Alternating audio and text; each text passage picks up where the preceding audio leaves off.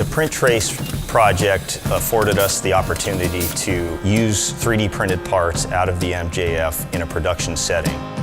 This is an apple labeling machine. Pass it underneath the conveyor and the machine actually puts the labels on the apples. We put two and two together and just said, we can make production parts for this using this 3D printer. Instead of using a plastic injection molding process, we ended up making roughly 12 of the parts in there out of a 3D printing process. At least one of the rollers was already designed for injection molding, and we backed out of that and decided to go with the MJF instead, but we just left the design as is. Some of the pulleys within the machine are 3D printed. There's actually some vacuum fittings in there that were 3D printed. This part has a little channel that runs through it, which you couldn't machine, so in order for these parts to be made, we had to print them.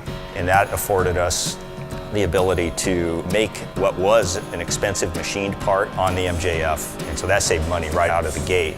If you're designing for injection molding, you have a certain number of constraints you have to consider in that design process. For any 3D printing, a lot of those constraints are removed, but for the MJF, you have the confidence of knowing that the material properties are nearly matching injection molded parts, and so that is a big plus.